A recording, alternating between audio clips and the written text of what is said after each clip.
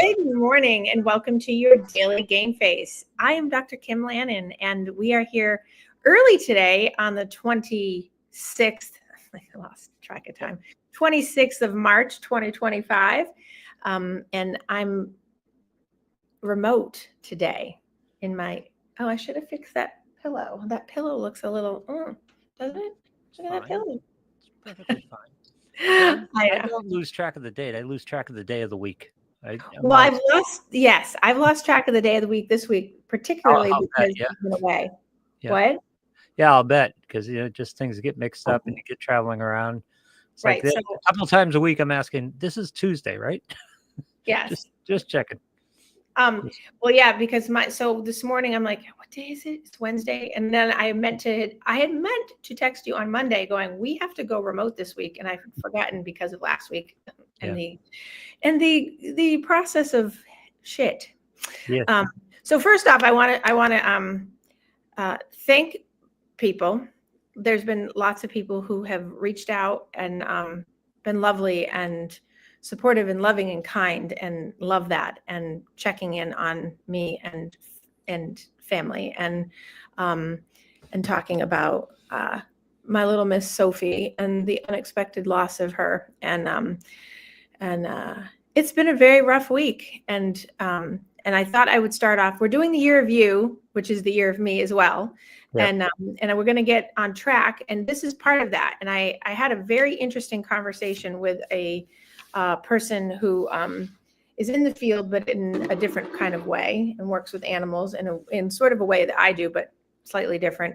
And we're talking about, I have two parts today. We're going to talk about the grieving process just a little bit, and how, because it's part of the year, right? I mean, things come up. And then we're also going to talk about spring and shift over a little bit just to have it come out of that. But I was talking to this lovely friend of mine, and we were talking about grieving, and how, one, psychologically, in most cultures, in particularly ours, people do not talk about death and dying and grieving, and they don't expose children enough. Drink my coffee.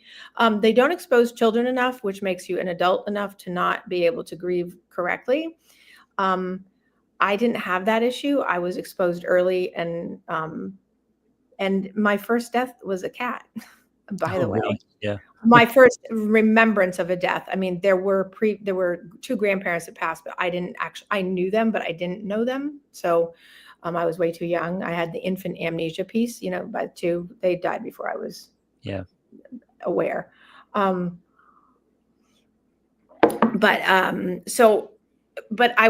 I was talking to her about the fact that we do not have a grieving process that is out of that stigma and taboo of people being allowed to, and literally I'm saying being allowed to have feelings and thoughts and all these things. And also there is, it's changed statistically. I actually was in a flurry of looking up statistics all last week on this, because obviously I do compassion, empathy, and compassion fatigue work for sanctuaries and veterinarians and other providers, and people are like, you should be this. Okay. So we're going to talk today about what you shouldn't say to someone when they're grieving. Yep. Okay. One of the things I got surprisingly from a veterinarian, which was only one because all the other veterinarians were good, was, I'm surprised, Kim, that you're grieving as if like I'm some superhuman being that doesn't grieve, because you do this for a living with veterinarians and like people who work with animals, and you see death all the time. Okay, well, guess what? One, I'm human, which people often forget when you're in my field. I think in the medical field, that people don't think that we have feelings. I mean, there are certainly doctors out there that I know that have the feeling of, a tick, but that's not my problem. We are human beings first. And I sometimes over the 30 years of doing this, have had to remind clients when they have been less than stellar. And I'm not even talking about a veterinarian that's not in my practice, but I'm just talking like clients who will say things like, they'll be rude or disrespectful. And I'll be like, whoa, one, I'm a professional, but two, it's my office, and three, I'm a human being, and usually it comes in that order because I try to say all those things first. But at the end of the day, we're all human beings, and there's kindness and compassion, and so therefore, mind your manners. And I understand that when it comes from clients, sometimes that's part of the problem is that they don't have manners, and I understand that, and we're working on that, and lack of empathy. However, I'm still a human being. So so the veterinarian said to me, I'm so surprised that you have grieving and you just, and this was like within 24 hours. Wow. Yeah. Happening. And I, right after I saw you last week, and I'm like, so I very graciously, as you know, because I won't be rude, Yep. I was like, well, I'm a human being. And so just like you, I would, but this person actually doesn't do grieving. They're actually, if I had them as a veterinarian for mine, they'd be the one in my system. Like I do have one in my system that's flagged as a no-fly zone, that they're not allowed to speak about my cats, touch my cats, look at them, give consults on them in the veterinary clinic that I go to ever, because they are like that. And I won't gender them because I think veterinary medicine is very tough. They have to learn detachment to a degree, and I guess some people maybe go too far, or I don't know. Well, and it's in the medical field in general. There's even the detachment in my field too, which is fine, and that helps. It certainly does. But there is a point where your humanity has to be there, and I'm very grateful and happy that, as my friend and I were talking, she put it that there was, the heartbreak or the heart attack feeling of people in the room when they were with me last Tuesday night was their humanity. I mean, the veterinarian that was there with me that I had only met previously when Mush had passed just a short time ago. I think aside from the fact she had to keep going with the rest of her night because I was probably one of the first people who she'd seen on her shift, and it was immediate, right? Yeah. The amount of grief that came over her, and grief is a little different. Mourning is the showing of like the loss. Right. Before she'd even passed, she had choked up and was matching my humanity and that compassion. I think that's important, that to see a treater that is normal and healthy, and she was lovely. And so I think that's a lot of the norm. And we are much more going towards the trend because I said last week, it's a multi-billion-dollar business of fur babydom in the country. And that people are much more advanced, hopefully, and trending towards that. Animals are not just animals. And I've said this before when I work with sanctuaries, right? Is that cats and dogs and dolphins and monkeys and horses and birds, they're sentient, which means that they have they have a consciousness, and they have feeling and emotion, and they're smart, and they have these things, and they have a soul, whether you want to call it that or not, but there's a soul, there's an energy about them that is just like us because they're mammals. And there's so much good research on this. And that includes like mice and rats. And that's why so many people get very upset about testing on animals because of this, but that's a whole nother story. But in the process of talking about grief and loss, I was thinking about, okay, not everybody is into that. But here's the thing. Psychologically, when people kind of go, well, you can always get another pet. One thing you never say to someone. Yep. That's like saying you can always get another daughter. You can always get another sister. You cannot. No. If someone or some baby passes to you and they're your family, you do not say to them, you can always get another one. Yeah. That is not okay. It's the thing I tell people is you say, I'm so sorry for your loss. What can I help you do through this time? Offering up kind of like a dismissive comment like that is one. In what I do now, I think it's my age too, and seeing and hearing so many people be that way over lifetime is now you're out.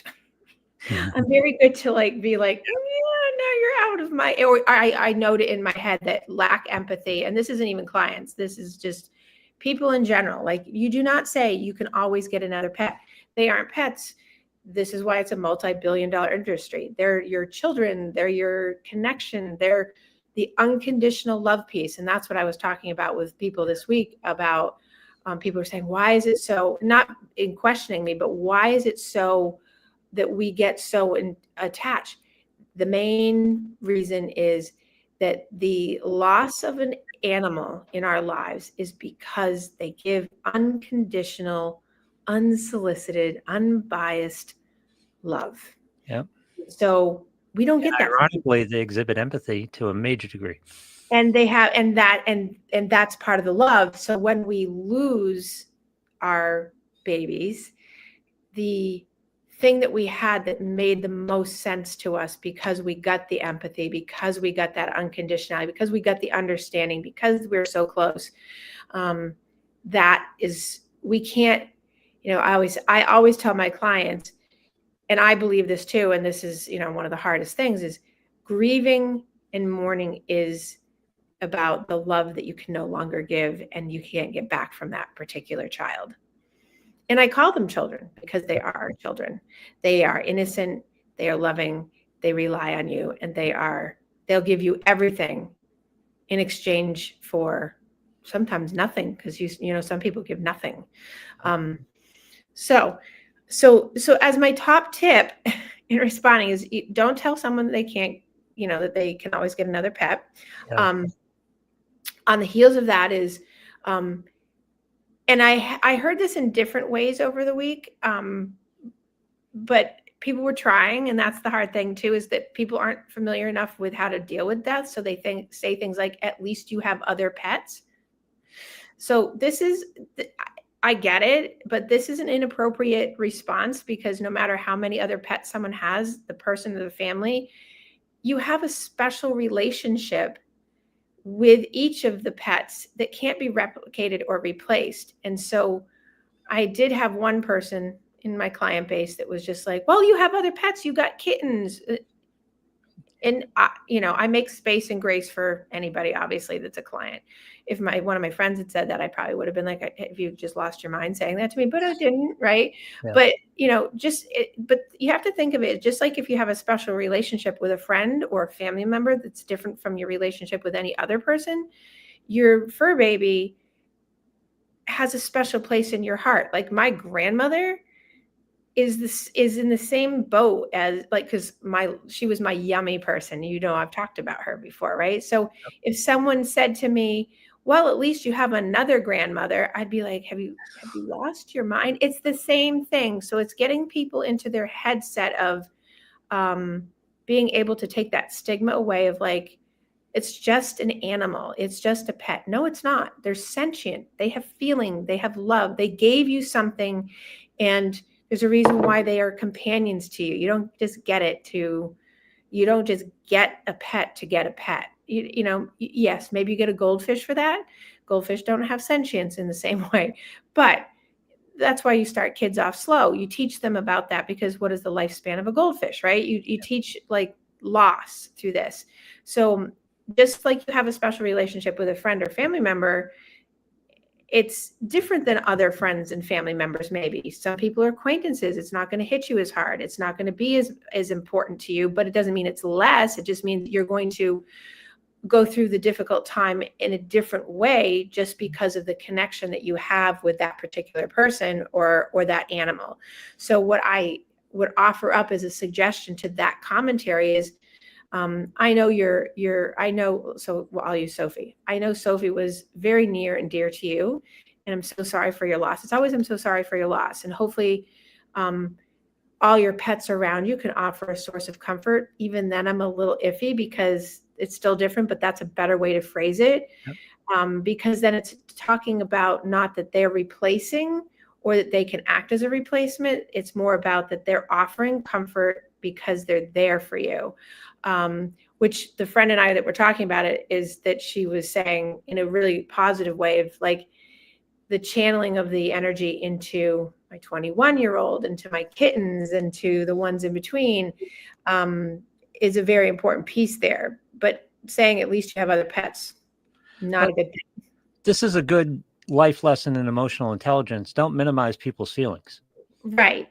Let them have their feelings, and try to get them to that point where they start talking about it and processing it, and they say, well, at least I've got my other pets.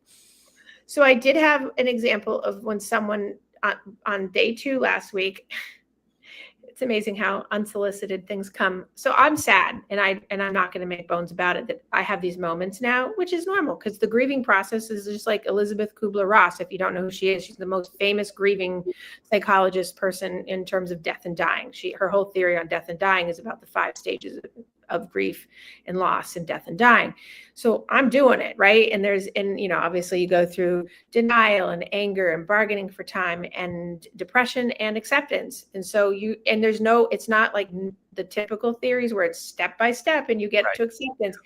You literally just rock and roll between all of those, sometimes all day, sometimes every second. I mean, it's just part of the process, right?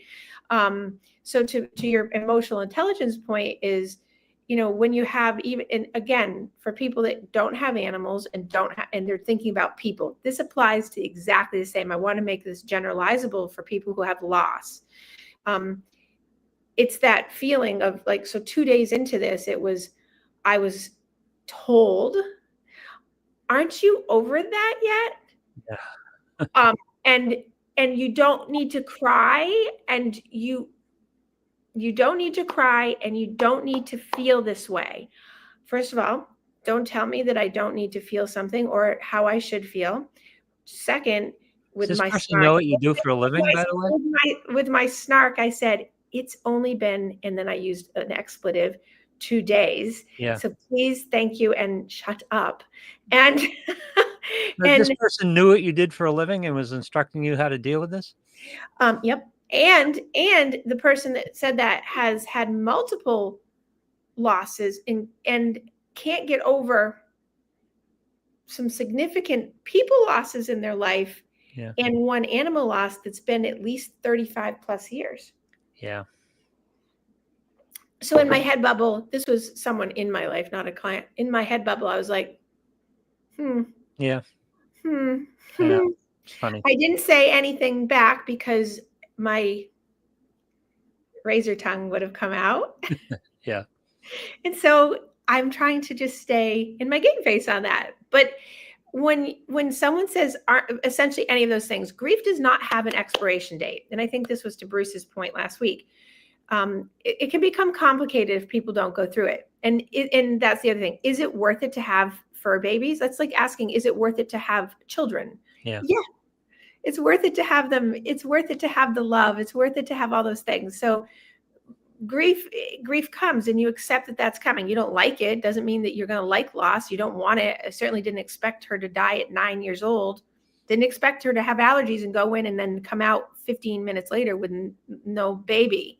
Yeah. So, but it does not have an expiration date. So therefore, everyone will grieve differently. You're allowed to grieve and mourn and have the expressions of it. I mean, I wouldn't say go out and sob in public, like, right. But if you need to at home, you do that. And people will do it for different periods of time. Some people will do it immediately. Some people don't do it for months. Like my grandmother passed back in 2003, and I was on a delayed response to that because I was also part of like her executorship of her will, and I was very present when she died. It was, and I think for people, it's different. For me, and for a lot of people I've talked to, the loss of their fur baby is very different than a person. And it goes back to the unconditional love that you get is very different.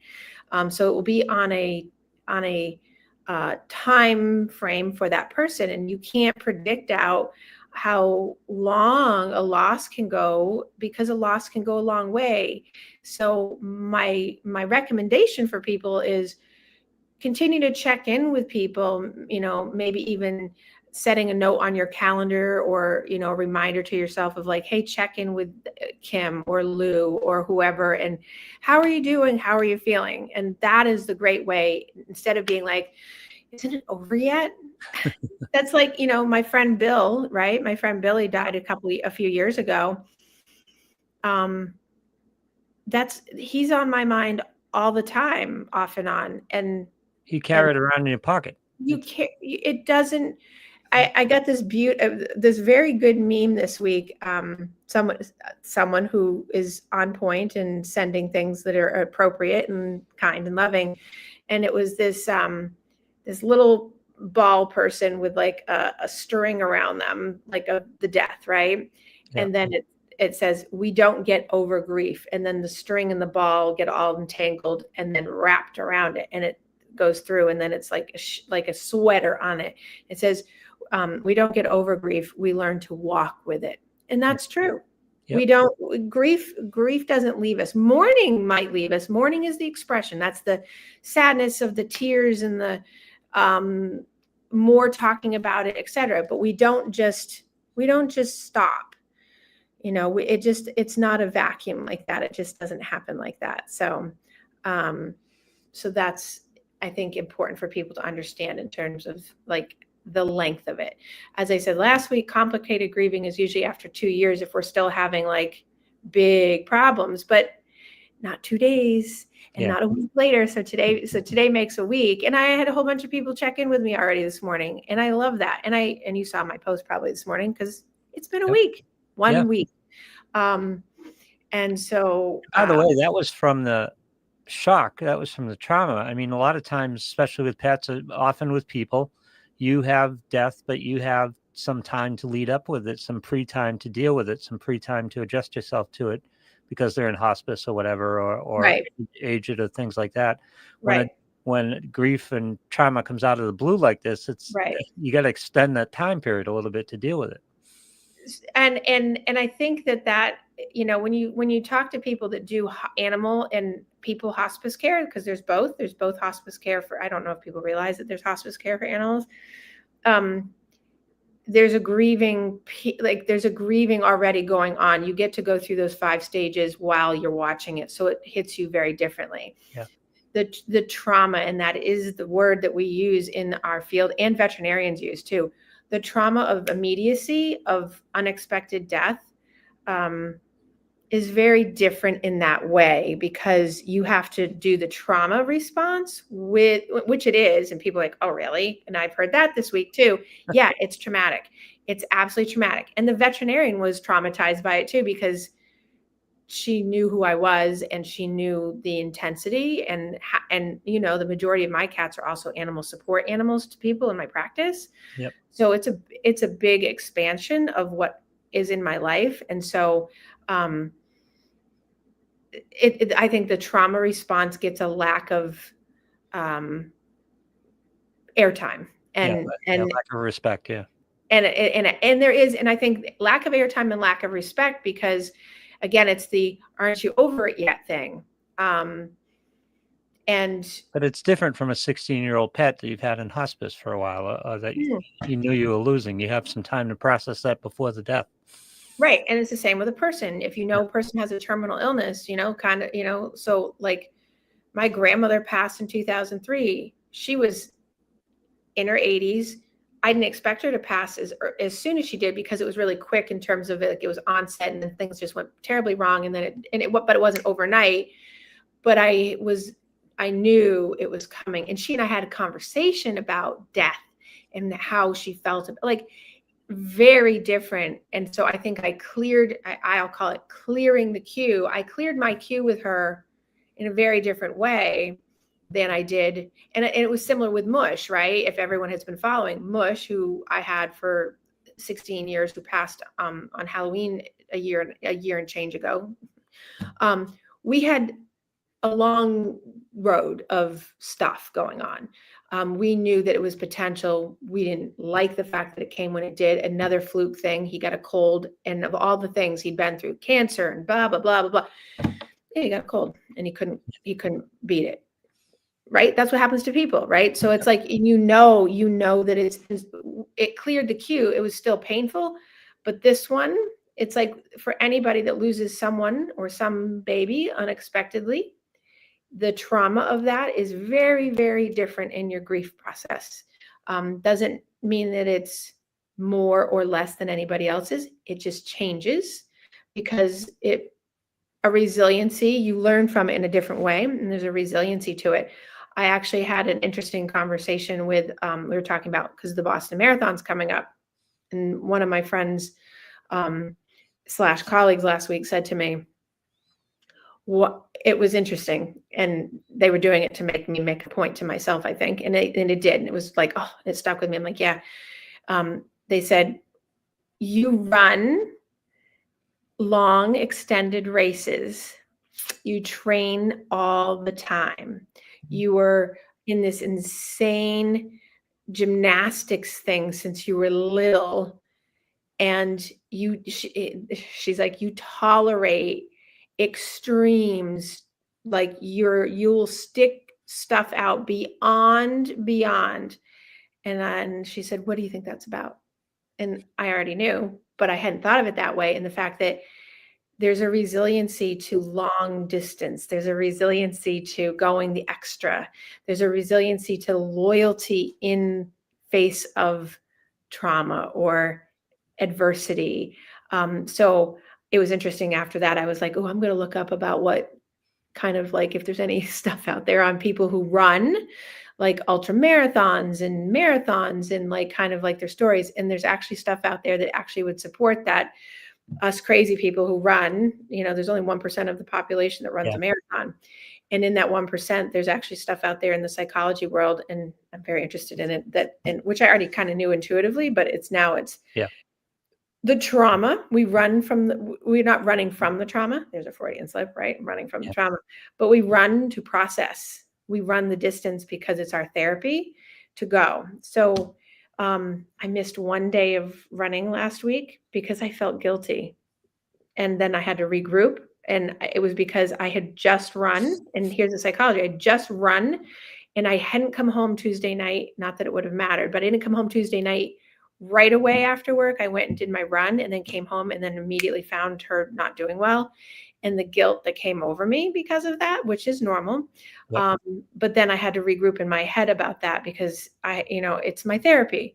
So there's a resiliency in people who can go the distance. That doesn't mean you're, a marathoner or anything like that, but it's more about speaking to the fact that in people like me and in psychologists like me, and that's where this was coming from. It was people who are in psychology talking to me about the fact that that person actually is a physical runner as well. And we were talking about, we both have similar kinds of like animal and / loss issues over our lifetime.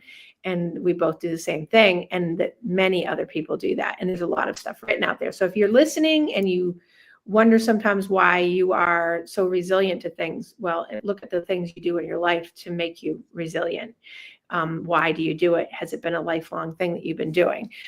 Because that usually rings true. So I just thought it was very good and healthy and interesting. And I'm like, oh, that makes me want to run more. You touched on something earlier. We're getting short on time, and I want to make sure we get to it because I thought it was a fascinating subject. Talk about how we don't raise kids to deal with grief as well as we could. I remember thinking when we lost Charlie, our Aussie, and the kids were young, they were like 15 and 9. And it was during the middle of the day, and we made a tough decision, but we made a decision together to go get the kids, pulled them out of school, and brought them there to have the dog euthanized. And it was a tough decision because we didn't know which way to go, and it was super traumatic, but I think it was healthy for them. And I think I would have felt kind of cheated if I didn't get the chance, or at least the opportunity to be there. And I that's what I always recommend, even for little kids, like 2, 3, 4, because it's the life lesson, and people always like protective and say, oh, I don't want to expose them. Yeah. And to that point, I've had people over the years, and I'm always like, no, we don't say that, because here's the example to your point. I've had people say, like, Grandpa died, and he's going to, when he was, in his sleep, or they say he or she, or their cat or the dog or the horse, whatever, is going to be sleeping forever. Now you've got a little kid's brain. What do? They go to, if I fall asleep, am I going to die? Yep. And then, so that's not the message we ever want to send. We want to send the message of health and wellness, of death is part of life, even though it sucks. We want to teach that early, that you go away and you don't come back and it's because they had some kind of really bad illness that doesn't usually happen. Being mindful of, age appropriate, because kids interpret, did I have a cold? Am I going to die? Like, you have to remember what the words are that you're saying. People try to shield, but in shielding, sometimes it makes it worse because you don't realize that the kid is interpreting the message that if I get sick, if I have to take medication, whatever's related to the thing that you've just said, now they've interpreted and integrated it, because that's what they do, into that could happen to them, because they're not understanding. It's just grandpa passed, or Sophie passed away. She's now not here with us and she's not going to be able to come back because she was really, really sick. And sometimes that happens to people and animals. And it's not going to happen to you because you're not sick and you don't have that. It happens rarely when people are young. It happens, and it's usually when people like, you have to really storyline it. You can't just say, oh, grandpa fell asleep and he's not coming back. Right. Now you've just put yourself in a huge problem psychologically, because now you've got a kid who's going to be anxious, or, every time they see a dog that they have, the other animals that they have, they're going to worry that if they go to sleep, are they going to die? Be mindful of the words that you use, because it's super important. So taking little kids to funerals, I always encourage that. Explaining to them age appropriately what's going on. People ask me, do I show them at a wake, or do I have, yes, you do. And you show them that person's no longer living, but that's just their body, but they're, whatever you want to use for word, their soul, their spirit, whatever is there. I encourage, especially for fur babies, if you have, cremations, or, you have rituals, you plant a tree, you do something with ashes, you do things that are going to make it feel like the person or the animal is still with you, and very important lessons for children. And and that's a whole show on grieving and children and how to teach them. But I think, yes, taking them, you pull them out of school, you make sure that they're there for a euthanasia. I had a client that just had a cat pass about a month and change ago. Very connected.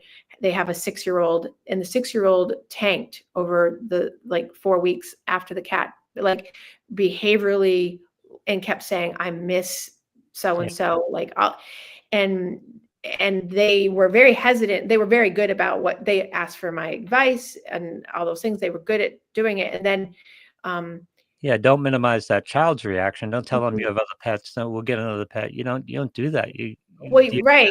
Emotion. Exactly. And so, and they just got, because they have another cat, and the cat was grieving. So that's the other piece, is the other animal was grieving the loss. So they were asking me my opinion on getting another cat. And I was like, are you ready?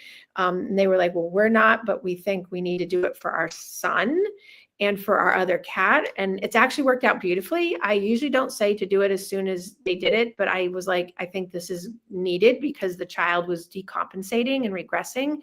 And within a week, the whole household changed. And that was important. But they also talked really genuinely. They made sure the child was there for the loss. And some people would say, oh my God, that probably contributed to no. The child needed to go through that so they knew what happened. And as much as it's painful for you, as opposed to having the animal just taken from them, right? Right. And go, I mean, I've had people over the years, and even in my lifetime, of people being like, oh, we took the blah, blah, blah. We took Fluffy to the farm. Yeah. What?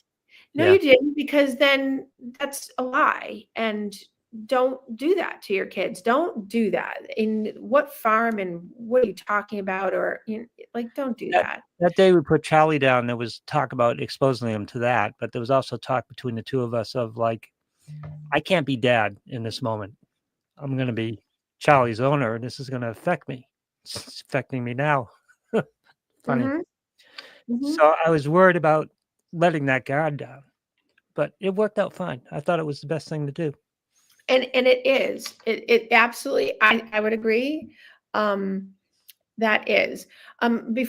So I only have about 5 minutes left, and we didn't get to the other thing, which I can do next week, which is going to be fine. But I wanted to just cover two more little points about, things. People love to talk about the Rainbow Bridge. It's a beautiful poem. It's fantastic. I love the Rainbow Bridge. It's a great metaphor for and realistic thing for people. But that's the other thing is when people say things like, at least he or she has gone over the Rainbow Bridge and is running free. People say that all the time, especially in a lot of the sanctuary work I do, because it gives peace. But Yeah. it's when you say it yourself, because it's a wonderful sentiment. It matches the belief system of the community that believes in that, which I do. And you take great comfort in it. However, if you don't know someone's personal beliefs, and this is where people get caught up, this may be an insensitive or inappropriate choice. Like I'll ask people like over the week that I know in my life that aren't clients, because I didn't talk about this really with clients. They knew because some people listen, but I'll ask people, do you believe in like the other side and crossing over, and what is your belief system? And if I don't know, or if I have a suspicion about spiritual world or parapsychology, I won't share that kind of stuff, because I know that that's not going to be there. And also, if I'm not going to disregard their belief system to have mine, and I'm also not going to put myself in a position to get negated in my belief system, to have someone then say, at least they're gone to a better place, or, it's too early to say something like that. And people will say, well, they're not in pain any longer. I get that, but for a grieving pet parent to discuss what happens to their pet after they're gone, is very difficult. And that's with a person too. So a better way of saying things, and I've had some amazing friends over the week say things like, they were so lucky to have you, and you were so lucky to have, and you gave them the best life. My personal vet gave me she's like, you saved her from a really bad situation. You gave her everything that she would never have had and probably wouldn't have made it. And she goes, you cured her of cancer, which I did, which was a weird fluke that I even found the cancer on her. I cured her of cancer when I first got her. I cured her of thyroid disease. I cured her of all kinds of things. And then I couldn't cure her of allergies. And she's like, you did all these things for this cat who had been abused, had a leg broken by the man who owned her. They put her out in the cold. She was aggressive and terrible. And she turned in terms of like how she reacted to the world. And I helped shape her back into the beautiful little thing that she was, and was the best. So just and then the last point about this is kind of on the heels of, at least your loved one, right? I will generalize. At least your loved one isn't in pain anymore. Well, yeah, okay. And talking about grieving, right? Depending on the circumstance surrounding the pet's passing or the person's passing, euthanasia is a great gift, but it's also a very double-edged sword. It's probably the worst thing to have to ever do or make as a choice to do. I always say when I'm in these situations, I'm like, why can't they just die in their sleep? Like, what the heck? Yeah. I'm not sure. I've only ever had one pet pass that way. And it wasn't really that way. It was a screw up of anesthesia, and they ended up passing in their sleep because of that many, many years ago had over anesthetized them. There was a word that I just almost screwed up. But it just does. It's like, it just, I mean, people don't pass in their sleep either. You end up, so, it's a life lesson, going back to your thing of like, expose children early, let them know. Right. And pets in general are a good way to do that. We had so many pets with the kids, so there were losses, and you just go through that cycle. Right. And I think, but it's no, I think that the important thing there is it's no less than any person. And more, in most cases, and I can speak for myself, it's more because of the unconditional love and the innocence, right? So what I would say to people about your pet is not in pain anymore. Great. Great. Yep. What I would say is, I cannot begin to imagine, or in my client cases, I say, I can imagine what you're going through. And I'm thankful you were so with them for so long to give them such a great life. And you also with them to ease their passing. And, if you need anything, certainly let me know. One of the things that people have done over the years, and this has changed a lot because of, obviously I do this part of living. People used to not stay in the room when you euthanize. Don't do that. Don't do that, because you have a soul bond, and there's nothing worse, and not to make people feel guilty if they've done this because you may have not known. Sentient beings are bonded. If you imagine you dying and being alone, your soul dies alone. That speaks a lot to the world around you. So, and I'm not talking religious, I'm talking about, you don't let them die alone. You stay with, like with Sophie, I'll give you the example. I sang to her. I made it harmonious, as I was told by someone last week, that there was a harmony to her passing that made it easier. And I was holding her, and I was in the room with her, and I held her after, and I stayed with her, because it's important for you and for them, because it's the connection and the energy of the universe. And now, if you don't believe that, that's fine. But for the animal's sake or the person's sake, you're in the room. You're in the room. Oh God, yeah. So anyway, unfortunately, That's as good a gift as you can give them at that point. You what? That's as good a gift as you can give them at that point. Yes, it's right. So I unfortunately have to be on the road, and I have to jump off of this amazing podcast from today that didn't get to the other pieces. And it's amazing how fast that went today. 45 minutes just went free. But one, I want to do a shout out to a birthday shout out to Chris Diorio, who I know listens, whose birthday was this week. Yes. And I also want to say happy birthday to Russell today. And I want to let people know that it's 27 days to the Boston Marathon. And I'm running. I usually run for Mush and for Kalila, but this year I'll be running for Sophie. For obvious reasons, but it will be all of them, but it will be Sophie, because I always run for that. And next week we will talk about the year of you in terms of jumping into spring and what that means for yourself, and how to like move forward into the next section of the year. And I appreciate the love and the hugs and the support and the cards and things. And I do appreciate it. And you guys have a great week. And Lou, thank you very much. And I will see everyone next week back at the same normal time.